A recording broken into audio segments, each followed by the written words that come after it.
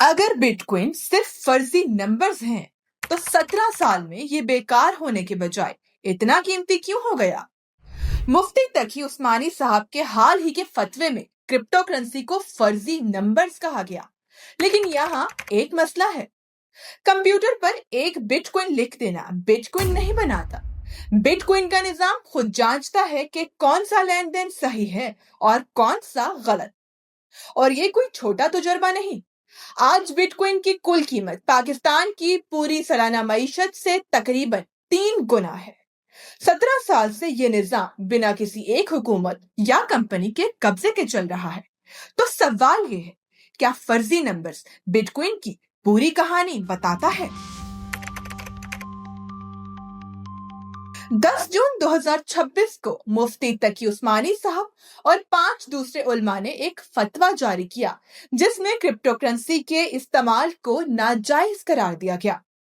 फतवे में मिसाल दी गई कि अगर आप क्रिप्टो करेंसी से किताब खरीदते हैं, तो शरिया के मुताबिक आप उस किताब के मालिक नहीं बनते, क्योंकि क्रिप्टो करेंसी को फर्जी नंबर्स कहा गया है।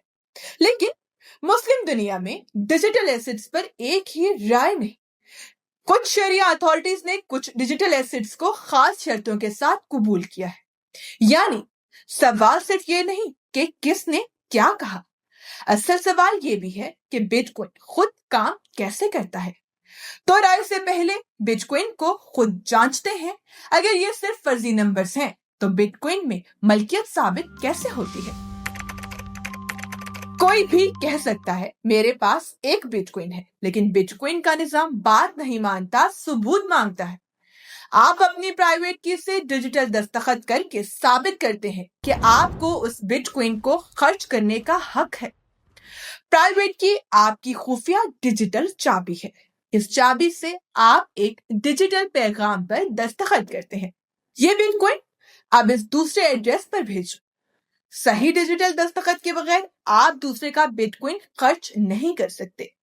बैंक में आपकी मलकियत बैंक के रिकॉर्ड से साबित होती है। बिटकॉइन में किसी एक बैंक की इजाजत से नहीं, निजाम के कवायद से।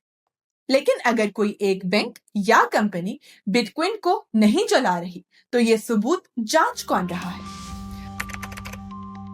नोड्स, यानी दुनिया भर में चलने वाले कंप्यूटर्स जो बिटकॉइन के कवायद के मुताबिक लेन देन जांचते हैं।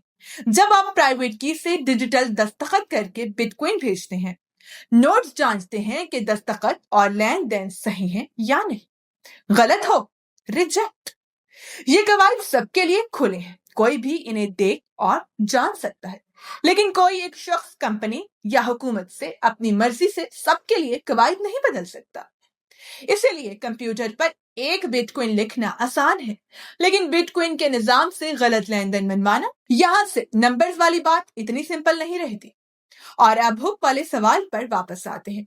अगर बिटकॉइन में खर्च करने का हक साबित होता है, गलत लेन देन रिजेक्ट होता है और कवायद किसी एक कंपनी के कब्जे में नहीं, तो क्या बिटकॉइन को सिर्फ फर्जी नंबर्स कहना उसकी पूरी हकीकत बताता है? हम फतवा नहीं दे रहे, हम सिर्फ इतना कह रहे हैं, फैसला करने से पहले चीज को समझना जरूरी है।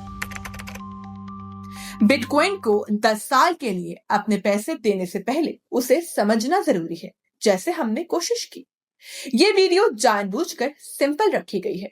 अगर आप प्राइवेट की डिजिटल दस्तखत और बिटकॉइन के निजाम को गहराई से समझना चाहते हैं, सब्सक्राइब करें और नीचे लिखें एक्सप्लेन मैप। फिर हम इसको और गहराई से खोलेंगे। चलिए सब मिलकर रोशन बनते हैं।